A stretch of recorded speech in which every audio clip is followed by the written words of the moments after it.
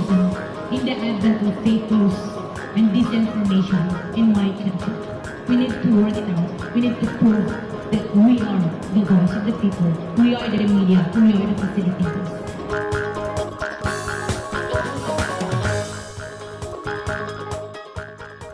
Ania na ang mga balita nga nahagpat sa Newsline Philippines Information Center. Ako si Paul Palacio. Tutok na!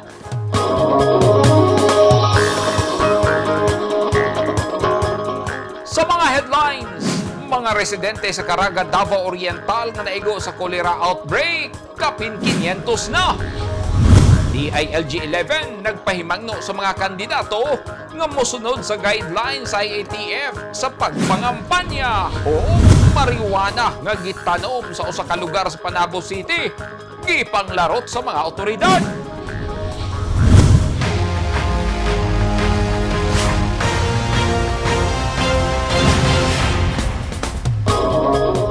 Sa detalye sa ato mga balita, kapin 500 na ka mga residente sa Caraga, Davao Oriental ang nahimong pasyente tungod sa cholera outbreak apan wala na hinuon madugangi ang ihap sa mga nangamatay. Ani ang report ni Eugene Hinutan. Misaka na sa 541 ang naigog kolera sa Caraga, Davao Oriental nga natala sa Provincial Health Office kagahapong adlaw, Pebrero 8, 2022. Busa, padayon ang koordinasyon sa provincial government sa LGU Caraga ug ubang ahensya sa gobyerno aron makontrol ang outbreak. Gipangunahan sa Provincial Health Office o Provincial Disaster Risk Reduction and Management Office ang paghatod og dugang supply sa medisina ug personahe nga motabang sa pag-asikaso sa mga pasyente. Kitudluan sab ang mga residente sa paggamit sa water purifier gikan sa pribadong kumpanya aron masiguro nga mamahimong limpyo ug luwas ang tubig mainom sa mga residente. Kaganiha, nagpahigayon na sab og house-to-house ang mga health experts alang sa demonstrasyon sa saktong paggamit sa mga medisina nga isagol sa tubig. Samtang isip temporaryong solusyon, gitakdang ipahigayon ang series of stock chlorination sa water source sa apektadong barangay. Tumong sa probinsya nga patukuran og bagong potable water system ang Barangay Santiago sa naisgutang lungsod. Giauhag sa Department of Health o Provincial Health Office ang padayong pag-obserba sa saktong sanitasyon, ingon man hygiene ug sa pagpabukal sa tubig aron malikayan ang magkasakit. Eugene Hinutan, Newsline Philippines. Stay safe! Luwas gihapon sa red tide toxin sa mga kinhason sa Baliti Bay sa Mati City, Davao Oriental o Malalag Bay sa Davao del Sur o Davao Occidental. Kinisubay sa gipagawas nga bulletin sa Bureau of Fisheries and Aquatic Resources kon BFAR o kinibase na usab sa nakuha nilang sample sa tubig sa naisgutang mga lugar. Regular nga ginahimo sa BFAR 11 ang water sampling aron mamonitor ang kahimtang sa mga bay o luwas gikan sa red tide ang mga kinhason nga ibaligya sa mga palengke nga konsumohon sa mga residente. Paborable sab kini sa mga nanginabuhi lang pinagi sa pagpanginhas o mga nagculture o kinhason. Ang mga lugar nga positibo sa paralytic shellfish poison kung toxic red tide base sa bulletin sa BFAR mao ang mga coastal waters sa Bataan, Masbate, Tagbilaran City sa Bohol, Dumanguillas Bay sa Zamboanga del Sur, Litalit Bay, San Benito sa Surigao del Norte ug Lianga Bay sa Surigao del Sur.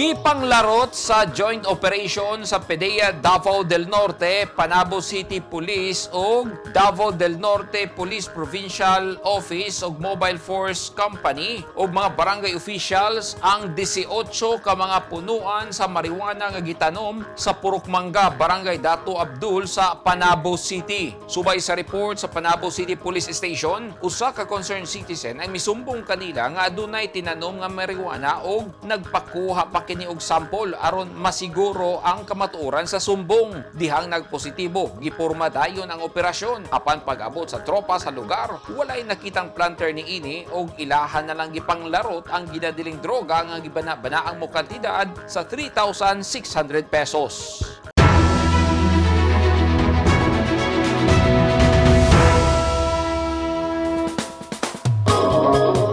Nagsugod na ang kampanya sa mga mikandidato sa national position kagahapon. Nagkadiyang paagi ang gihimong aktibidad sa mga kandidato sa ilang kick-off rally.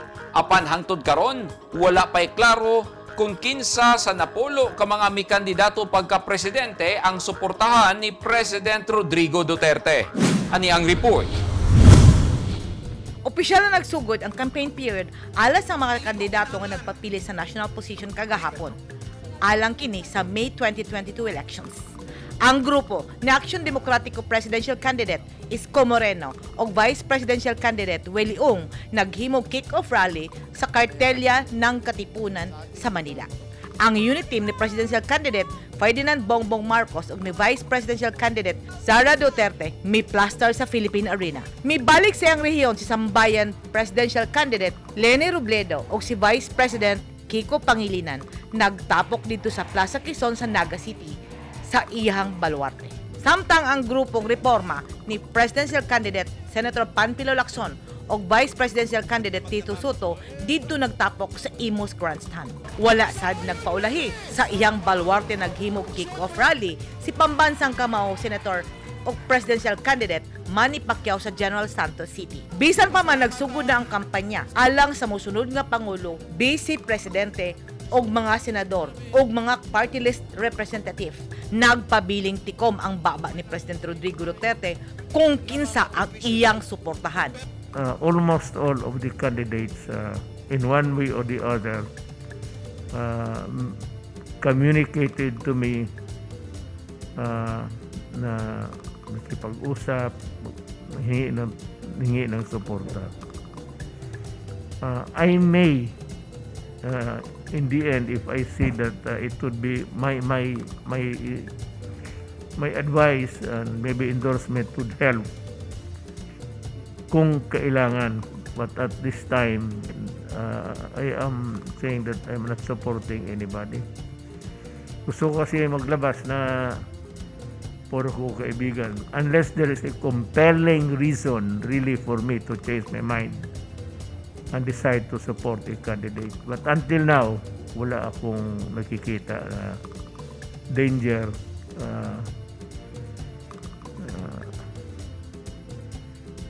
May iba kasi dyan na may ideology ang nakasabit eh. We are fighting a war that has been going on for the past 53 years. And we do not want to exacerbate this situation by electing a president who would but hindi naman but to compromise the interest of government. It need not really be a strong support militarily on the other side.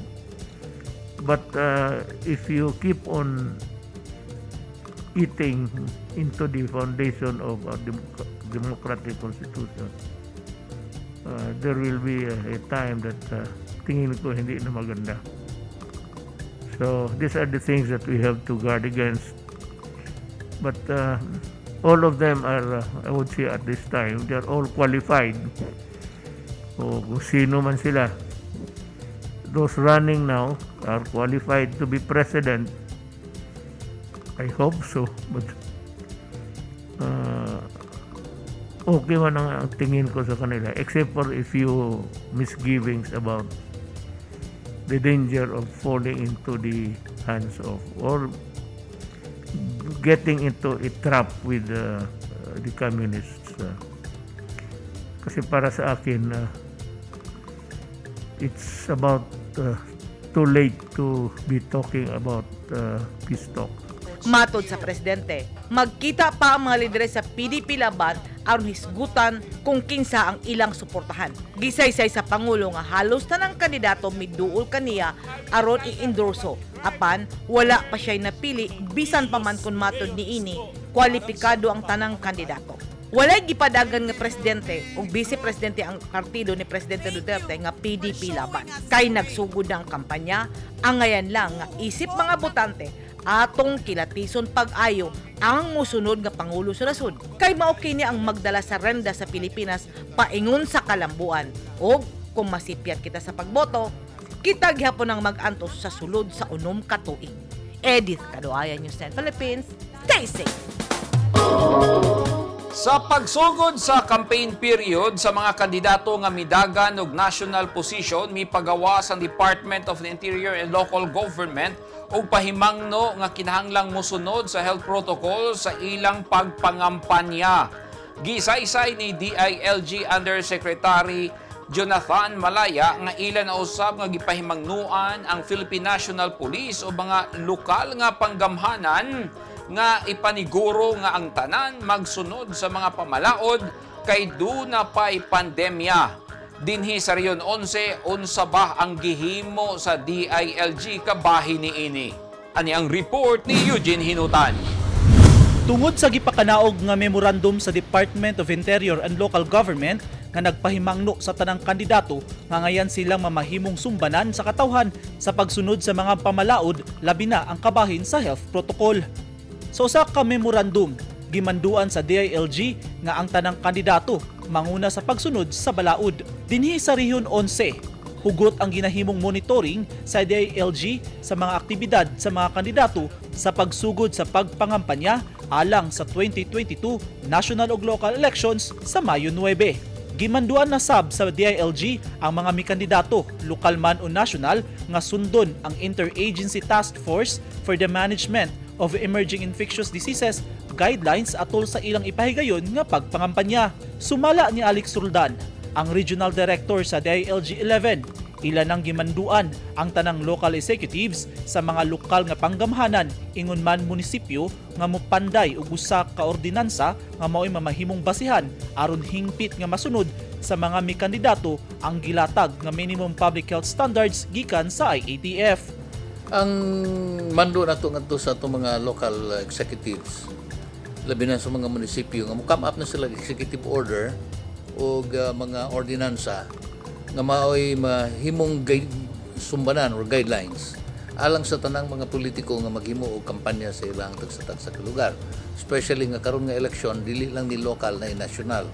So dapat karon parang daan gi-ready na nila ang ilang mga executive orders aron masunod ang atong mga health protocols. Dugang ni Roldan, kinahanglan nga pantay-pantay sab ang pagtratar sa local government units sa mga mikandidato kung dunay ipahigayong pagpangampanya sa ilang mga lugar. Basta ang importante, mapatuman ang health and safety protocols atol sa aktibidad. Ang gisiguro lang nato nga ang atong mga local officials mo treat sa atong mga kandidato equally. Dili po nga ang paggamit sa mga facilities sa gobyerno.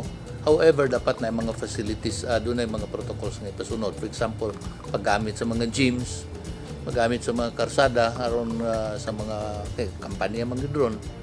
O kay namog yung mga politiko kaniadto nga kung asa siya didapig, dili niya tagaan og permiso tong iyang mga kalaman. So ipahangyo na tong anining eleksyon na atong i-treat tanan equally. Pero dili bot pasabot nga kung i-treat nato sila equally, dili na sila masunod sa protocols. Sa DILG, kabahin na sa oversight function sa ilang departamento nga gikinahanglang tan-awon ang mga politiko nga mosunod sa bisan unsang kamanduan gikan sa national hilabi na karon nga dunay pandemya o gikinahanglan nga andam sab sila nga manubag kung inkaso dunay breakout nga mahitabo sa ilang mga lugar tungod sa ilang pagpabaya atol sa ilang pagpangampanya. Panawagan ni Roldan sa mga politiko kung mamahimo likayan una ang paglamano sa ilang mga supporters aron malikayan ang posibleng COVID-19 surge. Ya nga itong mga politiko kung mahimo lang likayan una katong pagpanglamano kanang kuang gyud gidili man gyud na siya. Kung magpatapok man ta sundon lang nato unsa man ang gimando sa ato ang mga local government. Kung maingog 50% lang sulod sa gymnasium or sa plaza, mga 70% sa iyang capacity himuon nato na siya aron nga ang tanan mabutang natong gamayng pagsunod sa protocol aron dili mo balik tong pagsulbong unya sa mga kaso. Naglaom ang DILG nga hapsay ug malinawon ang campaign period ingon man ang piniliay. Kagahapon Pebrero 8, nagpahigayon na og proclamation rallies ang mga kandidato sa nagkadaiyang lugar sa nasud. Timailhan na nagsugod na ang 90 dias kung 90 days nga campaign period nga gihatag sa Commission on Elections sa mga kandidato. Eugene Hinutan, Newsline Philippines, Davao Region. Stay safe. At tangi! Motorcycle trail riding course gisugdan na sa mga pulis sa PRO 11.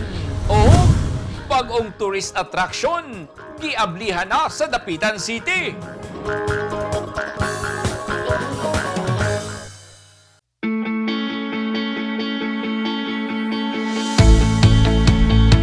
Gusto ba mo og barato ug orihinal nga mga construction supply? Sa kadaghan sa imong pilian, all-in-one ang imong pagpamalit. Tara na sa 3M1 ug T-Square Lumber and Construction Supply na himutang sa daang Mahardika, Lanao ug Dayo Street, Kidapawan City. Naging mapaghamon ng taong 2020 sa bawat Pilipino at sa Philippine Charity Sweepstakes Office. Nakapanlulumo at nakapanghihina, ngunit hindi tayo kapwa susuko. Mula noon, ngayon at sa hinaharap, asahang makakasama ninyo ang PCSO sa pagbangon ng Pilipino sa anumang pagsubok. We will get through this crisis as one nation. Ang mga taong dunay mga ginahambin nga mga grabing mga balatian o comorbidity, hilabi na ang mga senior citizen, sila ang mas delikado nga maigo sa coronavirus disease COVID-19. Busa dubling pag-amping ang himuon og tambali ang mga ginahambin nga mga sakit. Ang pagtumar sa Bilonga Gold Herbal Capsule is a food supplement makatabang aron mapunggan nga musamot ang mga balatian. Turmeric o luyang dilaw ang nag-unang sagol sa Bilonga Gold. Gisagulan og sodium ascorbate o vitamin C aron mas mulig-on ang immune system. Ang Bilonga Gold Herbal Capsule mapalit sa mga butika.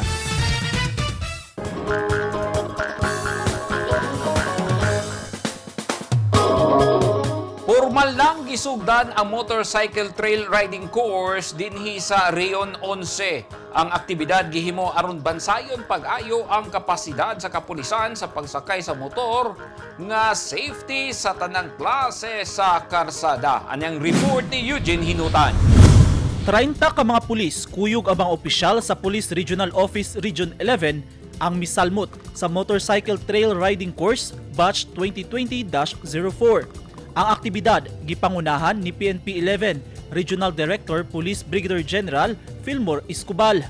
Gihimo ang opening ceremony sa grandstand sa PNP 11 dito sa grandstand Buhangin sa Dakbayan sa Davao kagahapon, Pebrero 8. Sa iyang mensahe sa mga misalmot, gipaabot ni Police Brigadier General Escobal ang iyang pagdayeg sa nahimong batch sa motorcycle riding course sa ilang pahimulos sa oportunidad nga ilang magamit sa pagpalambo sa ilang kahusay ug abilidad, hilabi na sa mga pulis nga anaa ma-assign sa mga lagyo ug bukid nga mga lugar kung asa motorsiklo lang ang pwedeng makasulod. Sumala ni Police Brigadier General Escobal, isip law enforcement organization, ilang mandato nga siguruhon ang kahapsay ug kalinaw sa mga komunidad, isip ilang nag-unang responsibilidad nga magbutang og extra efforts nga i-transform ang iyang ginsakupan pinaagi sa paghatag kanila og mga nagkadaiyang level sa skills ug kahibalo sa pag-address sa mga issue ug kabalaka, hilabi na sa pagsugod sa mga krimen ug insurhensiya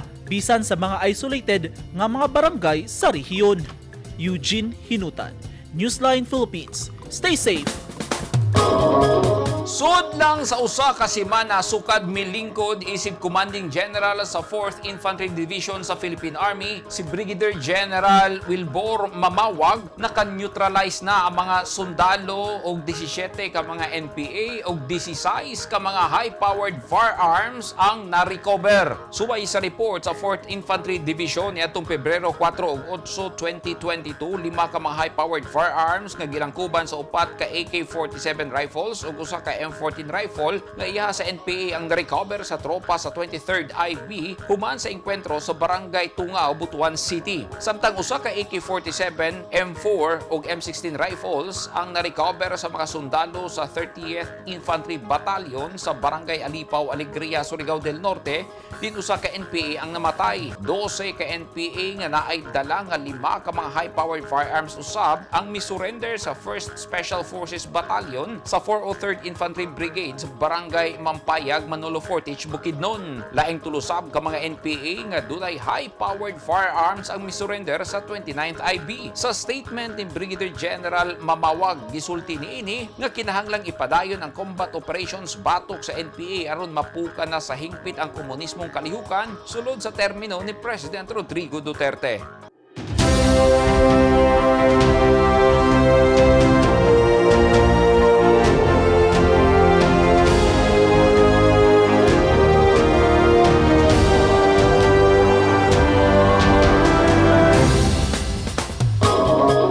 This portion is brought to you by Toyota. This portion is brought to you by Rizal Memorial Colleges.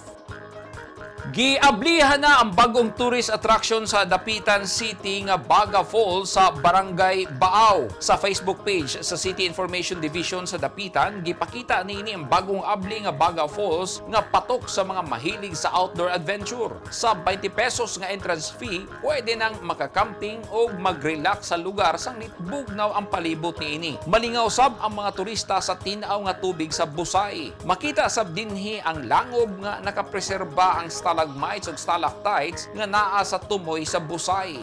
Laraw karon sa lokal nga gobyerno sa Dapitan nga i-develop pa ang lugar aron maka-attract pa og daghang turista.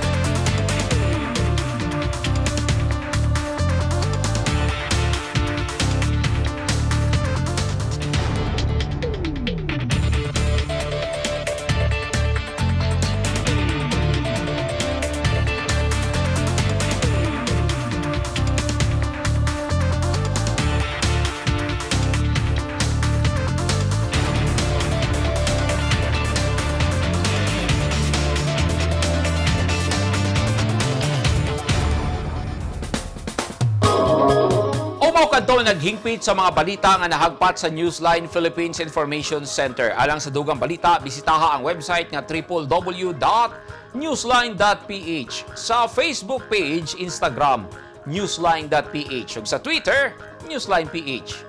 Kung aduna may mga balita o impormasyon sa inyong tagsa-tagsa ka mga lugar sama sa sunog ug baha, mamahimo ka na ninyong i-share pinagi sa Newsline Messenger. Makita o sabi ninyo sa Channel 49 o Channel 50 sa NCTV and Cable TV sa North Cotabato. O mo-subscribe kita sa YouTube channel sa Newsline Philippines o syempre sa app nga TikTok. Ako si Paul Palacio. Daghang salamat and stay safe!